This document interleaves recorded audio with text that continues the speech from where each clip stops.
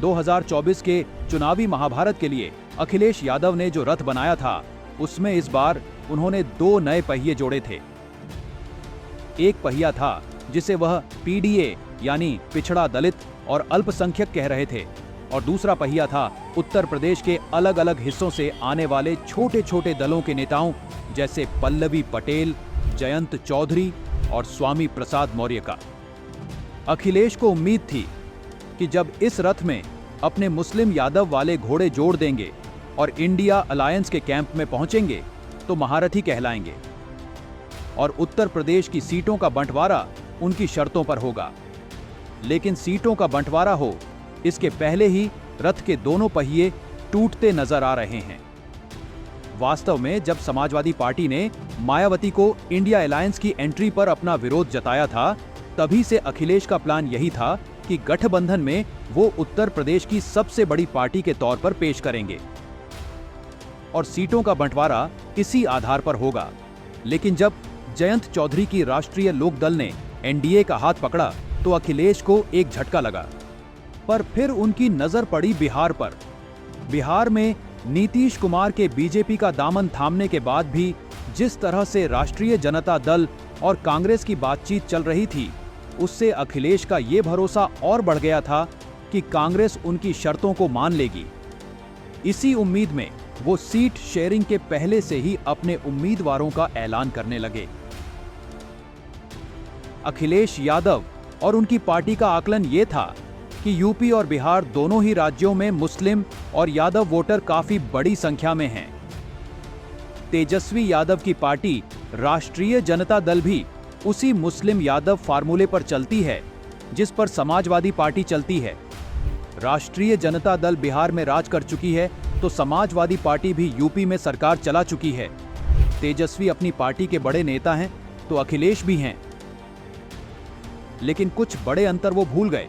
सबसे पहली बात ये कि उत्तर प्रदेश वो राज्य है जहां से लोकसभा सांसद आते हैं और ये कहा जाता है कि जो यूपी जीतता है वही देश पर राज करता है। देश को सबसे ज्यादा प्रधानमंत्री भी इसी राज्य ने दिए हैं। कांग्रेस, जो अपने को इंडिया अलायंस की सबसे बड़ी राष्ट्रीय पार्टी मानती है, वो इस राज्य में ज्यादा सीटें लिए बिना नहीं मानेगी, जबकि बिहार के साथ ऐसी बात नहीं है। दूसरी बात ये कि आज भी कांग्रेस के कई बड़े नेता यूपी से आते हैं। गांधी परिवार के 3 सदस्य सोनिया, राहुल और प्रियंका तो अपने को यूपी का नेता बताते ही हैं। इसके अलावा सलमान खुर्शीद, प्रमोद तिवारी, पीएल पुनिया, राजीव शुक्ला, सुप्रिया श्रीनेत, वीरेंद्र चौधरी और इमरान प्रताप गढ़ी तक सबको यूपी की राजनीति करनी है, जबकि बिहार में कांग्रेस के बड़े नेता गिनती के ही हैं। ऐसे में कांग्रेस को यूपी में मनाना टेढ़ी खीर तो है ही। लेकिन बिहार और यूपी का इन सबसे बड़ा अंतर यह है कि वहां आरजेडी को चुनौती देने वाला कोई गैर बीजेपी, गैर एनडीए दल नहीं है। ऐसी पार्टी नहीं है जो कि राष्ट्रीय जनता दल के वोट बैंक को काटने की हालत में हो। लेकिन उत्तर प्रदेश में मायावती की बीएसपी बैठी है जो कि पूरे पीडीए यानी पिछड़ा, दलित और अल्पसंख्यक तीनों पर असर रखती है और तीनों वोट बैंक में सेंध लगा सकती है। इसी वोट बैंक को साधने के लिए अखिलेश ने 2022 के यूपी विधानसभा चुनाव के समय ही स्वामी प्रसाद मौर्य, ओम प्रकाश राजभर और दारा सिंह चौहान जैसे नेताओं का हाथ थामा था और जाटों के लिए जयंत चौधरी को साथ लिया था।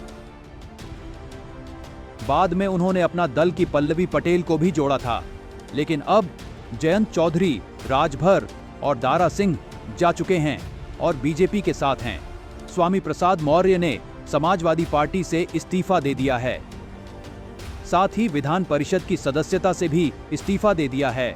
उन्होंने कहा है कि अखिलेश यादव अपने रास्ते से भटक गए हैं और अपने पिता मुलायम सिंह यादव के बताए हुए रास्ते पर नहीं चल रहे हैं।